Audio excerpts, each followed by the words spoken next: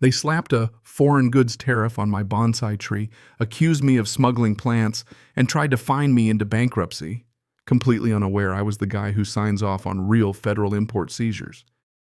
Where are you watching from? Hopefully somewhere safer than my neighborhood? Drop it in the comments. And if chaotic suburban drama is your thing, hit that subscribe button. It was taped to my door like a scarlet letter, bright red paper, thick black letters, and an official-looking HOA stamp that made my stomach twist. At first glance, I thought it was another warning about trash bins or lawn height, Karen's usual hits. But this one was different. Violation: unregistered foreign flora. Fine: $275. Due immediately. I stood there on my porch, coffee going cold in my hand, reading it 3 times. It sounded like something out of a custom seizure report, except this wasn't a port of entry. This was my front yard in a sleepy cookie-cutter suburb 30 minutes outside D.C. My neighborhood was the kind of place where people waved without meaning it, and every mailbox looked identical because the HOA made sure of it. But apparently, my bonsai tree had caused an international incident. It sat peacefully in its ceramic pot by the porch steps, trimmed with care, a quiet symbol of patience and precision. I'd imported it from Kyoto 3 years ago, legally, declared, inspected, cleared. It had its own import ID, phytosanitary certificate, and tracking documentation that went deeper than most people's passports. I'd raised it with care through droughts and frost. It had survived storms, squirrels, and a windstorm that took out half my roof last fall. But it might not survive Karen.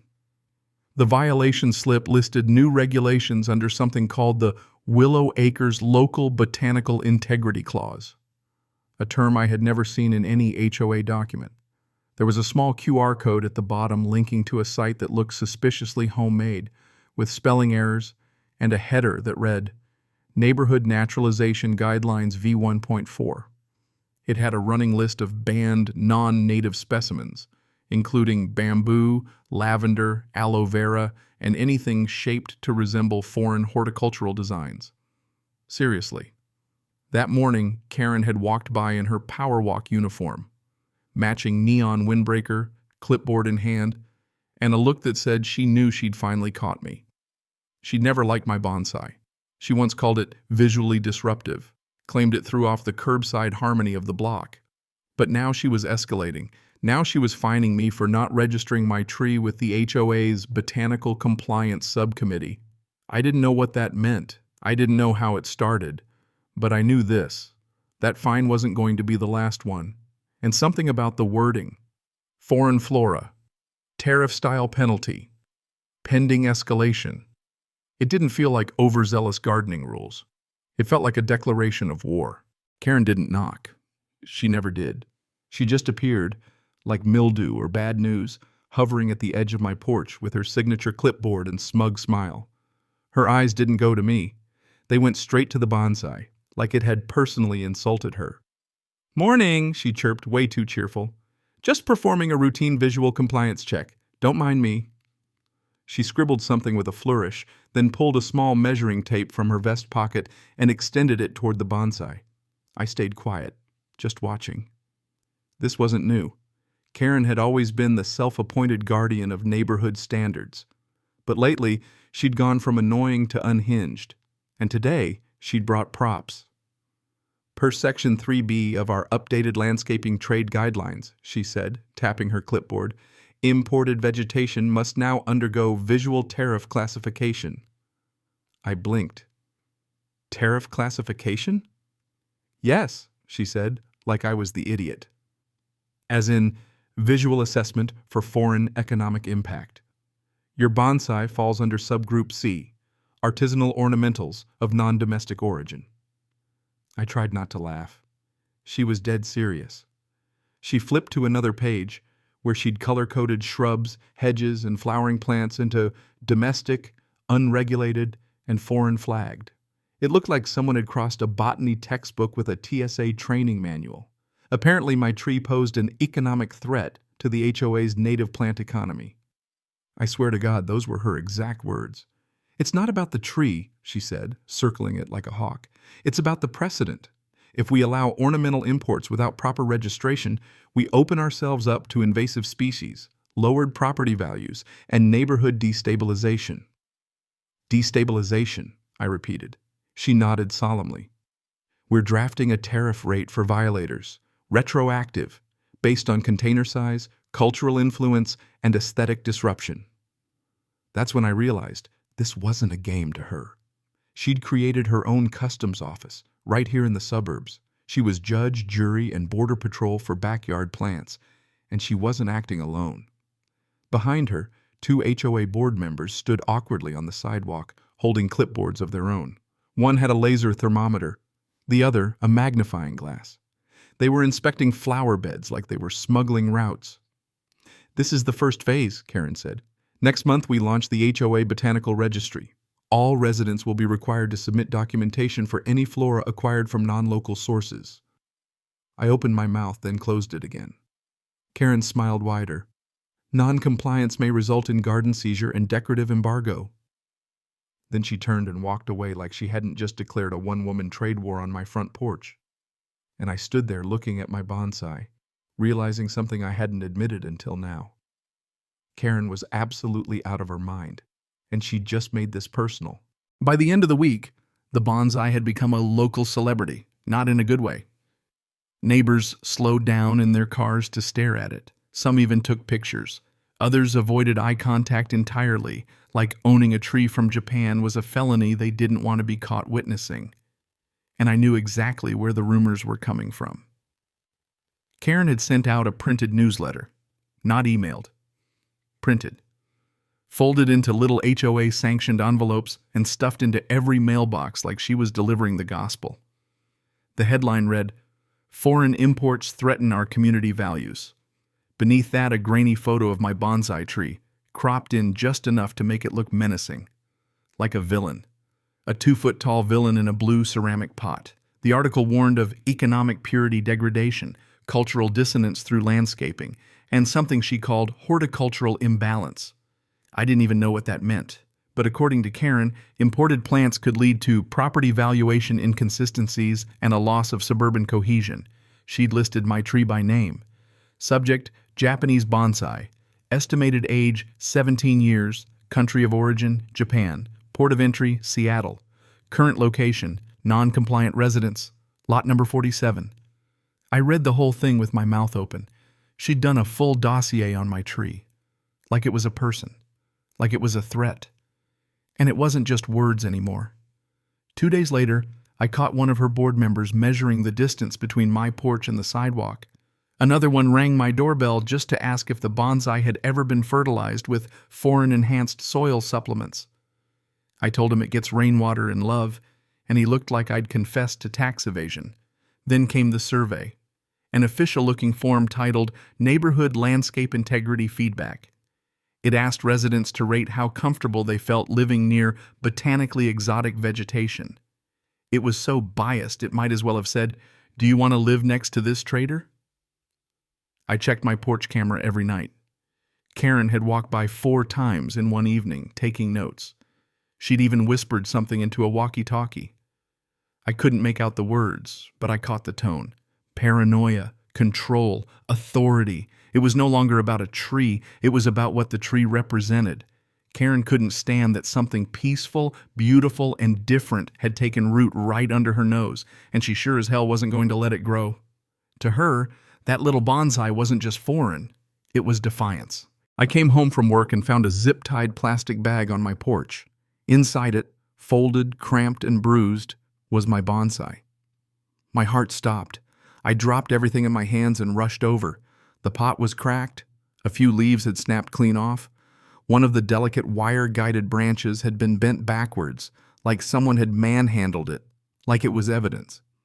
Taped to the front of the bag was a printed sheet, watermarked with the HOA logo entitled Emergency Plant Quarantine Order. They had taken it. No warning, no notice, no knock on the door. The form claimed the tree was temporarily detained for violating suburban trade purity standards and listed a dozen made-up infractions: improper tariff declaration, non-native root exposure, illegal soil blend, and something called unauthorized cultural display. I didn't know whether to laugh or punch a wall. The bottom of the page was signed by Karen, of course, and next to her name, in loopy cursive, were the words Director of Local Botanical Security Operations. She made it sound like she worked for the CIA.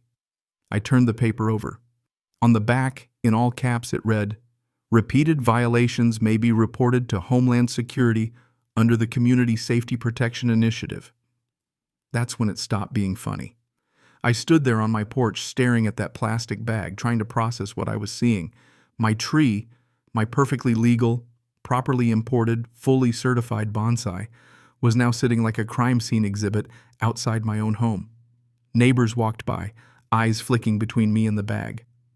No one said anything, just quick glances and fast footsteps. The silence was louder than words. I brought the tree inside with shaking hands, laid it out gently on the kitchen counter like it had been injured. The crack in the pot ran down the side like a scar. The roots were still damp, but the soil had been disturbed. They'd touched it. They'd violated it. Who even does that?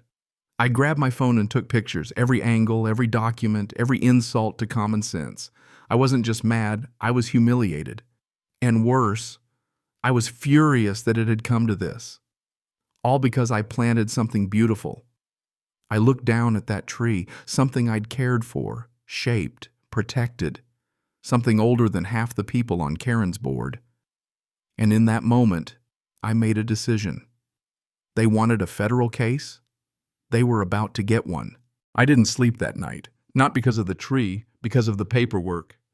I spread it out across my kitchen table, every warning, every violation, every fake tariff Karen had ever slapped on me. And not just me. My neighbor across the street, Tony, had gotten fined for having a non-indigenous cactus. The single mom 2 doors down, hit with a foreign soil surcharge. Even old Mrs. Delaney got written up for her lavender bush. Imported seeds from France, they claimed. It wasn't a coincidence. It was a pattern. And it led to something I didn't know existed until I found it buried in the digital dust of the HOA's public archive. A document titled Charter of the Neighborhood Botanical Oversight Committee. Sounds boring, right? That's what they wanted you to think. I opened it and found a 5-page manifesto written in Karen's unmistakably dramatic style, outlining the powers of a so-called Customs Council, a shadow group buried under HOA subcommittees with full authority to regulate invasive aesthetics and levy community-based corrective tariffs. They'd invented their own import laws. There were bylaws, meeting minutes, even a fake neighborhood harmonization index they used to calculate fine amounts. The higher your plant's cultural uniqueness, the worse your violation. Orchids, hibiscus, bonsai, high threat level. Daisies, safe. Tulips, potentially suspicious. My jaw tightened as I scrolled through the PDFs. They'd fined over $9,000 in botanical penalties this quarter alone. None of it was legal. None of it was sanctioned by any actual law. But they dressed it up in enough fake stamps, fake titles, and fake signatures to make it feel real. And people had paid.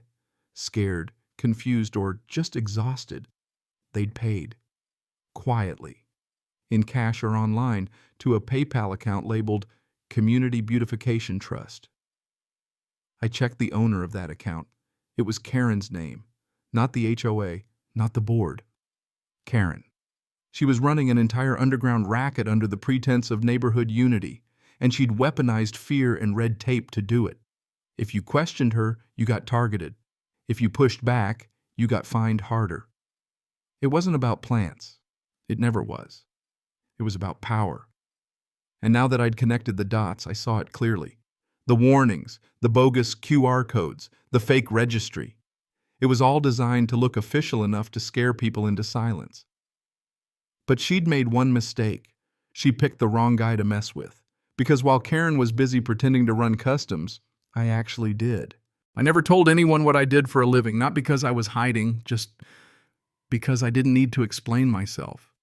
Out here, in this cul-de-sac of cookie-cutter homes and HOA gossip rings, I was just the quiet guy with the strange little tree. That's how I liked it. But now it mattered. Because Karen thought I was just another pushover homeowner. Some soft-spoken plant guy who'd fold under pressure. She had no idea who she'd been fining, threatening, and lecturing about tariffs. So here it is. My name's Matthew Cole, Assistant Director, Office of Trade Investigations, U.S. Customs and Border Protection. Yeah, that Customs. The real one.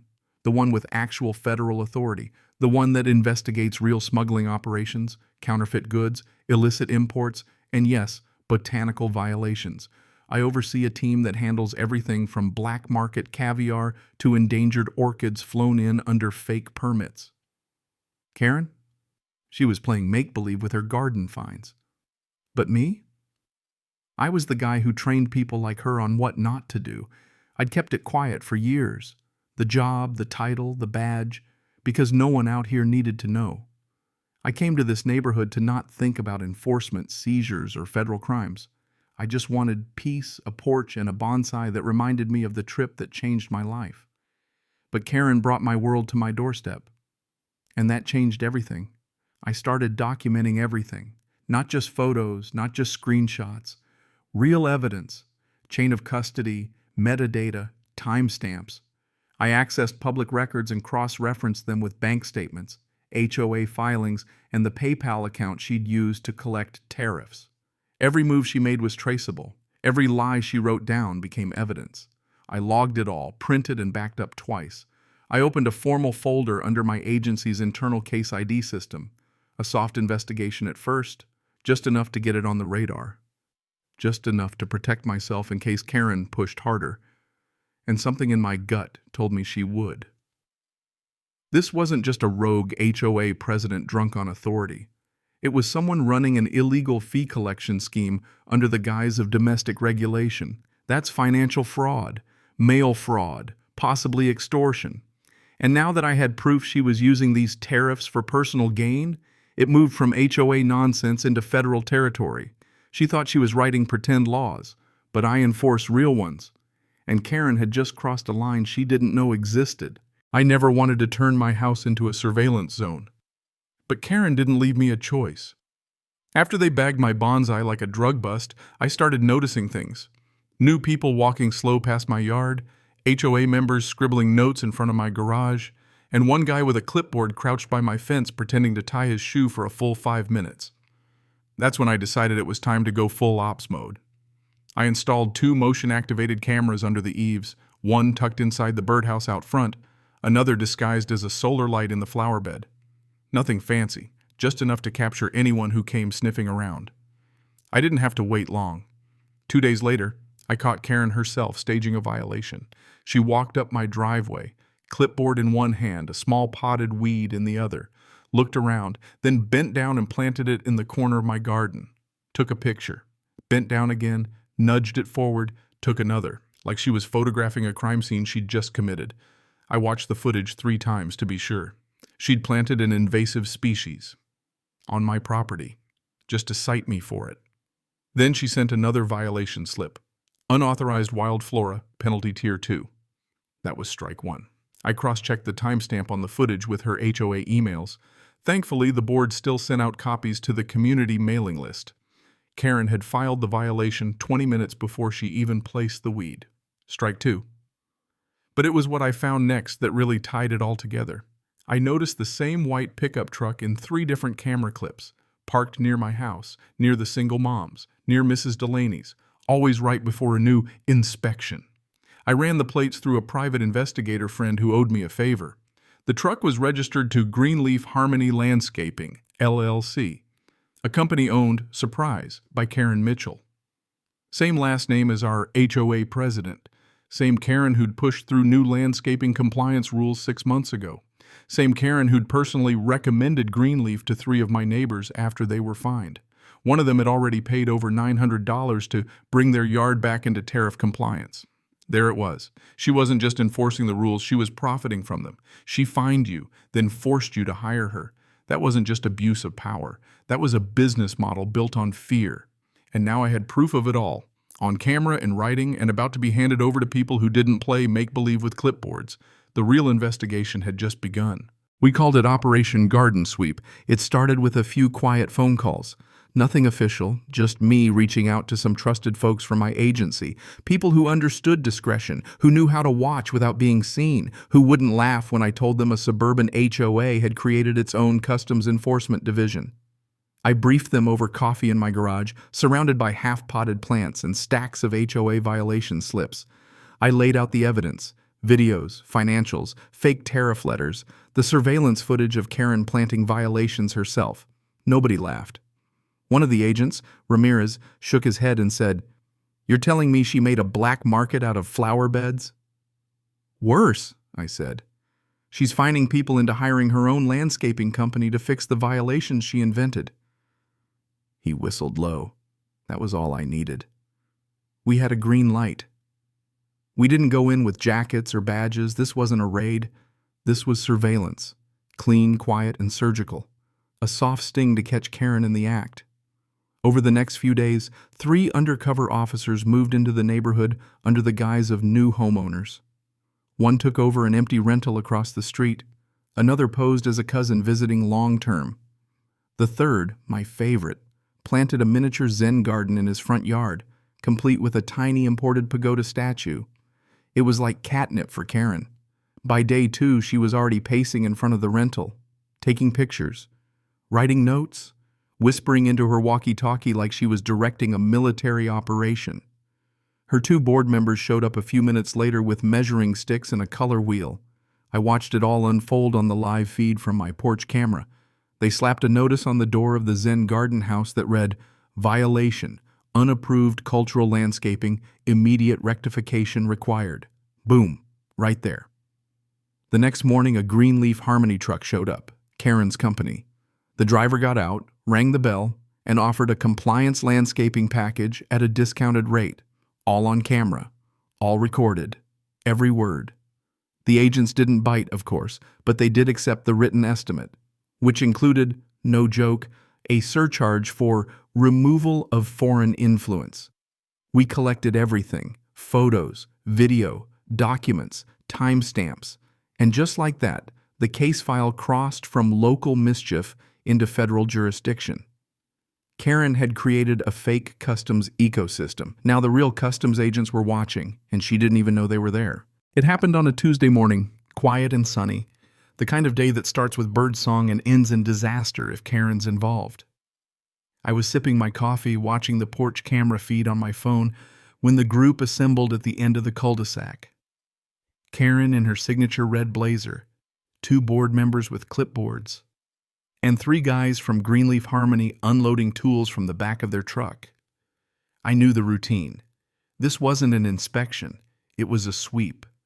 5 homes had been marked for botanical non-compliance, each tagged with bogus violations over the past week: imported planters, foreign seeds, ornamental driftwood from unverified coastal sources. One homeowner was cited for owning a lemon tree she'd grown from a cutting brought back from Italy. Karen called it Phase 2 of neighborhood purity restoration. I called it racketeering. But this time, things were different. This time, my team was ready.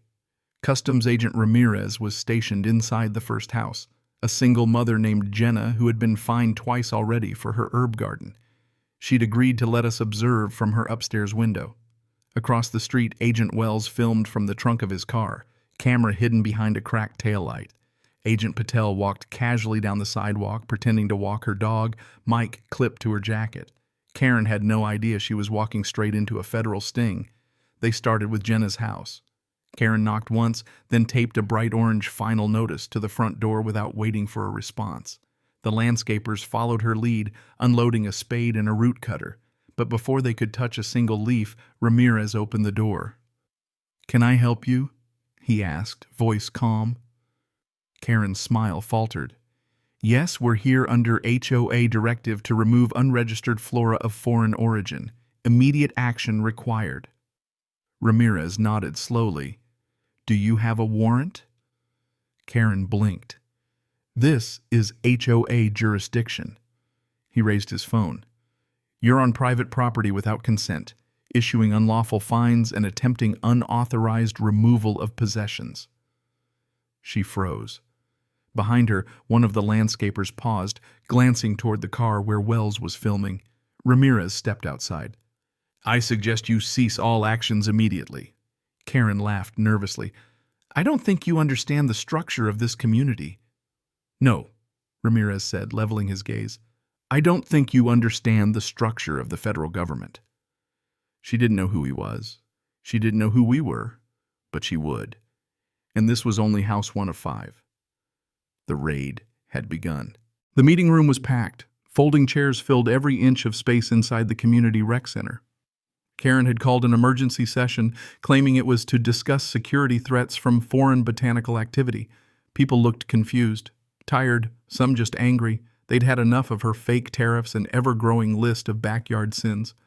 I stood in the back, waiting. Karen took the podium like she was giving a TED Talk, red blazer sharp, notes neatly stacked. Her voice calm but full of that smug confidence she wore like perfume. "We are under attack," she said. "Not by criminals, but by uncontrolled horticultural imports. This week alone, we intercepted 5 illegal plants posing a threat to our economic and cultural ecosystem." She paused for dramatic effect. "This is why we must approve Phase 3 of the Neighborhood Naturalization Plan." That's when I stepped forward. I didn't raise my voice. I didn't rush. I just walked slowly toward the front, a manila folder in one hand and the weight of 2 months of evidence in the other. Karen saw me. Her lips curled slightly. "Mr. Cole, now's not the time for personal complaints. Please take your seat." I didn't stop walking. "This isn't a complaint, Karen," I said. "It's a federal briefing." The room went silent. I reached the front table and set the folder down. The top page read, "Case Summary, Unauthorized Regulatory Activity and Financial Misconduct, Willow Acres HOA." Karen's eyes scanned the heading. She opened her mouth. I cut her off. "I'm Assistant Director Matthew Cole, U.S. Customs Enforcement, and for the past 6 weeks, I've been investigating the fraudulent collection of botanical tariffs by this HOA, including personal profit from unlicensed landscaping referrals and falsified inspection records." You could hear the air get sucked out of the room. Someone gasped. A phone clattered to the ground. Karen stammered. This is ridiculous. You can't just claim—" I held up a single sheet. "This is a signed PayPal record showing HOA fines deposited into your personal account. Here's another. A quote from your landscaping company sent to a resident fined by your made-up customs counsel." Her hands started to shake. Agent Ramirez stood up in the back. Wells followed. Patel, too. All plain clothes. All federal. I didn't need to say another word. The HOA board members looked at each other, then quietly stood and backed away from Karen. She'd ruled this room for years, but now the only thing growing here was the sound of her silence. She still tried to smile. Even as the room filled with federal agents, it was brittle now, fragile. The kind of smile someone wears when they're praying the fire alarm goes off or the ground swallows them whole.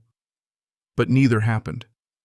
Only the doors opened, and in walked the real weight of the United States government. 2 agents from the Department of Agriculture, 3 more from Customs Enforcement, all wearing suits sharp enough to slice the tension in the room. One of them held a binder the size of a phone book. The seal on the cover made Karen flinch. They didn't shout, didn't raise their voices. They didn't have to. Agent Daniels, the senior officer on site, stepped up to the podium where Karen stood frozen. "Karen Mitchell?" he asked calmly. She blinked at him, still gripping the sides of the podium like it might lift her to safety. I'm the president of the Homeowners Association." "That's not what I asked," Daniel said. He flipped open the binder. "You've been named in a federal investigation involving fraudulent fines, impersonation of regulatory authority, and unlicensed landscaping services tied to HOA citations." Murmurs rippled across the crowd. Karen swallowed hard. This has to be a misunderstanding. I was protecting property values, that's all. I had full board support." Daniels looked up. "The board resigned 10 minutes ago." She glanced behind her. Empty chairs. I watched her hands tremble. You threatened homeowners with Homeland Security, he continued. You fabricated customs violation documents, and according to transaction records, you redirected over $11,000 in fines to a personal business account. Karen's voice cracked. Those weren't fines, they were beautification contributions. Agent Patel stepped forward. Ma'am, we have video evidence of you staging plant violations and offering your own company as the only approved remedy. Her mouth opened, but no words came out. For the first time since I'd moved into the neighborhood, Karen had nothing to say. Daniels reached into his coat and pulled out a document. This is a federal cease and desist order. Effective immediately, all HOA enforcement activities are suspended pending formal review. The room was silent except for the gentle whir of someone's phone recording. Karen stared at the paper like it might burst into flames. She looked around the room, searching for backup, for support, anything. But all she found were the neighbors she'd bullied, the people she'd fined, the ones who'd finally had enough. Her knees buckled slightly. Then came the words no one thought they'd hear. I didn't mean for it to go this far, she whispered. But it had, and there was no going back. They gave it back to me in a brown cardboard box. The pot was taped at the corners. The soil had shifted. A few leaves were still missing. But the bonsai was alive, bent, a little bruised, but alive. I cradled it in both hands like something sacred. After everything, after the staged violations, the fake councils, the threats of Homeland Security, it came down to this. A small tree, a quiet symbol. The thing that had started it all. I set it back on the porch where it had always belonged. The afternoon sun hit the ceramic just right, and for the first time in weeks it looked at peace, like it had never left. Neighbors gathered outside. No more whispers, no more avoiding eye contact. People smiled. Some even clapped when they saw the tree was back. Mrs. Delaney from 3 doors down brought over fresh lavender cuttings. Jenna waved from her stoop with her daughter on her hip. Even Tony from across the street came over to ask if I'd help him prune his garden. It wasn't just about the bonsai. It was about what it represented. Karen's fake tariff program was gone. The Department of Agriculture froze the HOA's accounts. Customs enforcement filed a formal complaint with the state, and Karen's little landscaping empire under full federal audit. But I wasn't interested in revenge. I was interested in truth. So I stood on my porch, tree at my side, and spoke to the people Karen had tried to control. She thought this was about plants, I said. But it never was. They listened, quiet, focused. Not just because of what I did for a living, but because they were tired. Tired of being afraid to plant something without permission. Tired of feeling like prisoners in their own yards. She used fear to gain control, I said. Made you think a rule book mattered more than your right to peace. She built a system where beauty had to be approved, and anything different was dangerous.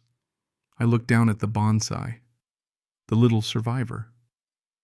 But this? I held it up. This is resilience. It's patience. It's proof that you don't have to shout to be powerful. You just have to stand your ground. No applause, no fireworks. Just nods, quiet understanding. Sometimes, that's all you need. I sat down beside the tree, watched the wind ruffle its leaves. For the first time in a long time, I didn't feel like I was on alert. I felt home. Because in the end, justice doesn't always look like sirens and headlines. Sometimes it looks like a tiny tree, right where it belongs.